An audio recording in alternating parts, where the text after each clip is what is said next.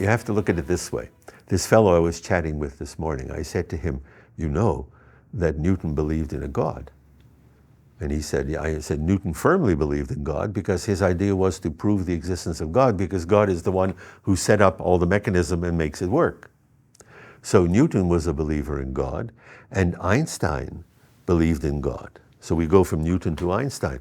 But Einstein called him der Alte, means the old guy up there. And he saw his job and the job of science as to discover some of the secrets of the old guy. He doesn't think they're going to get them all.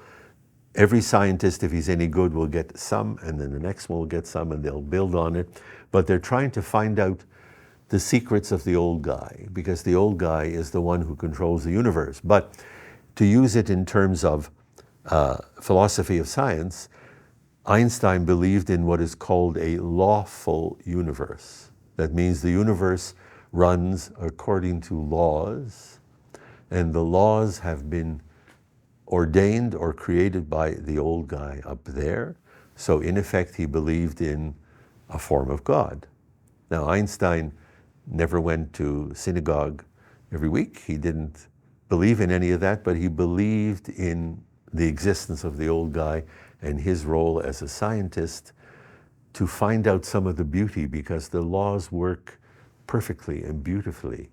And the closer you can get to finding out the beauty of the world, because the world is so beautiful scientifically, that you get closer to seeing what a beautiful world the old guy has created. And you find out a few of his secrets. Now, Velikovsky, I would imagine, was the same. He never denied the existence of God, and he has one line that Bill Mullen called my attention to in Worlds in Collision, where he says, the great architect of the universe intervened to make this happen. So he believes in a great architect of the universe. So it turns out that Einstein, Velikovsky, and Newton all believed in a God. They were all, in a sense, deists, you might put it that way.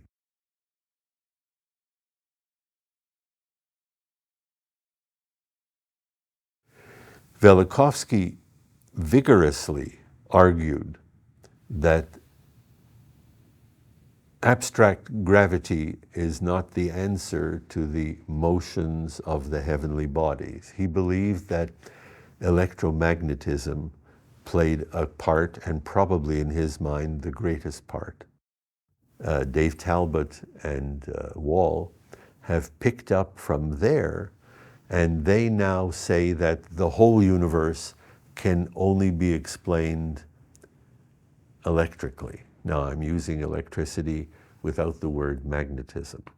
But we were just talking this morning to Ben Davidson, who had just given a talk a half hour before, and we nailed him in the hallway and began to question him.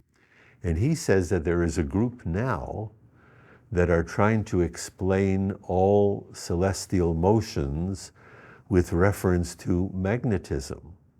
But they carefully refrain from ever mentioning the word electricity. And I asked him why. He said, they don't want to be identified as those bastards over there, Talbot and Thornhill, who are right. So they don't, but the point is, in my mind, from my little knowledge of physics, which isn't very great, you can't, there's a song, I forget the song, you can't have one without the, Love and Marriage, an old song 50, 60 years ago. They go together like a horse and carriage, you can't have one without the other. Well, I think electricity and magnetism are just like that. And you cannot have the two of them. I mean, you cannot have a situation where you say everything is magnetism, and if I come along and say, what about electricity? They say, wipe your mouth and don't say that word again, which is utter nonsense. So the whole world is moving towards being explained electromagnetically. You saw somebody explained human illness in terms of imbalance of electromagnetism.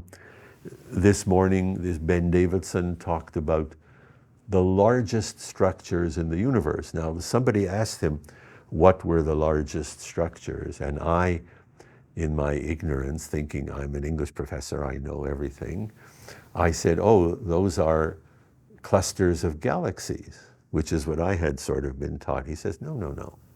He says, the largest system is a slide that he showed where there is a kind of positive anode at one end and a negative at the other. And this is the entire universe. And everything is flowing from the attractor, from the repeller to the attractor.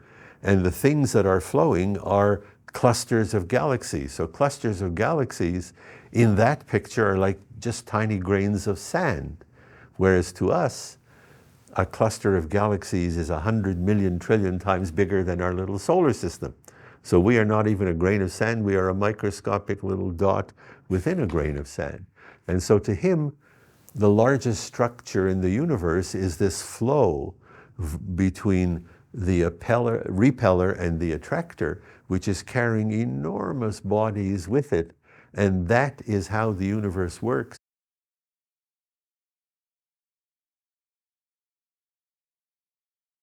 Physicists, chemists, astronomers, even English professors, we like to know what reality is like. But we don't want to be given fairy tales. We want to know the truth. Now, electromagnetism is the physical truth about the world. There are other truths as well. There are people who can foresee. There are people who can intuit.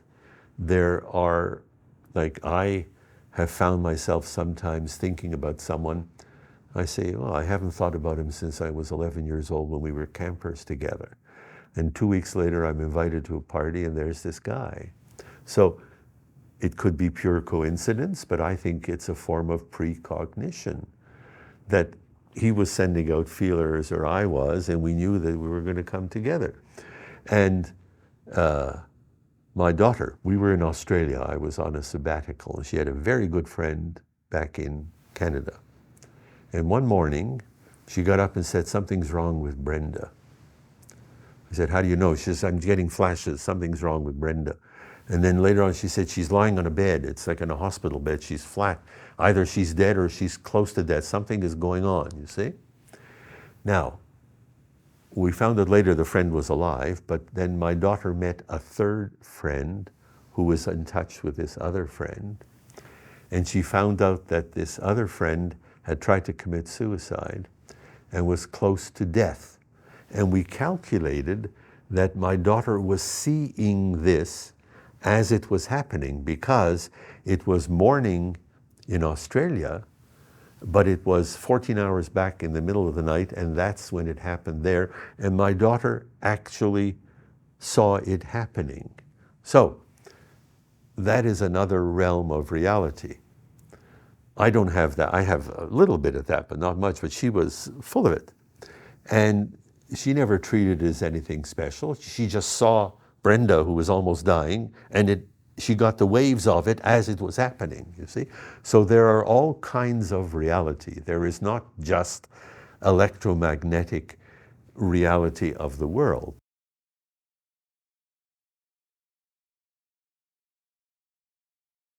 Physical reality, which is what Wall and Dave are talking about, because they're more pragmatic, you see? I am a little bit more mystical. Physical reality has to be redefined to the point where I think that 200 years from now, people will look back on this and say, it's the point where a new paradigm about physical reality entered our thinking. In the same way that when Newton proposed gravity, that changed everything. Now, it's happening here. Why it isn't happening and spreading like wildfire, we don't know. A woman came up to me after the talk yesterday and said, what's going on? Why can't you get more people to believe it? And I said, well, I don't know. I'd like to get out there and proselytize. I'd like to stand on a corner and say, follow me, and I'm the new guru and so on. But I mean, I don't know how you do that. But the point is that slowly, but unstoppably, the pressure to change how we see the world from a purely mechanistic, old-fashioned view to something very different, because electromagnetism connects the entire universe, from the very smallest, like subatomic particles, to the very biggest, which is collections of galactic clusters swimming along in a current. And each of those clusters is about 1 trillion times bigger than our solar system, and we are only a part of our solar system. And so everything from the smallest to the largest is interconnected. We are all part of the same plenum, and that's a very big change in how we see the world. So the world at the moment is still stuck in its old ways. We have wars between nations. We have presidents who want to exclude everybody else. These are really the old-fashioned ways of looking. There was a film made, it's made before the Second World War. It was an H.G. Wells story. I think it was something called The War of the Worlds. And in it, Sir Ralph Richardson, I think, plays the leftover from the old way of life. And he is a warlord. The world has just been destroyed, but some people have survived. And there are certain people who represent the new way of life that is coming. And so the new way of life replaces the old way of life, but we are still in the phase now where the old way of life is resisting. It has dug in its heels, and it doesn't want to let go because they have a lot to lose, all their money, all their power, everything else, but they ain't going to stop it. This is the wave of the future, and people like Dave and Wall are really knights, chevaliers. They should be dressed in armor. They should be on their horses. It has to be a white horse, you see, and they should be riding their white horses, and they are going to fight the dragons. But the dragons are proving tough to get rid of. So we are today in the midst of a revolution. How long it will take for the war to end, I think the outcome will be in our favor. And that's the way I see the electric universe now, that Dave and Wall are lonely knights on their chargers, going out into the forests to fight dragons. They're getting more people behind them now, and they have the equipment to attract the dragons a little better. I play a small role in that, but my role is as an outsider. I said yesterday, because I'm a professor of English, I can say what I like. Let's say I'm a good communicator. Let's say I can sugarcoat a pill. So you swallow the pill, but the sugarcoating is pleasant, and so on. Wall is very quiet and very serious. I like Wall a lot, but I mean, he doesn't joke, you know, and Dave is more earnest and so on, but maybe they need someone like me to make the pill go down easier.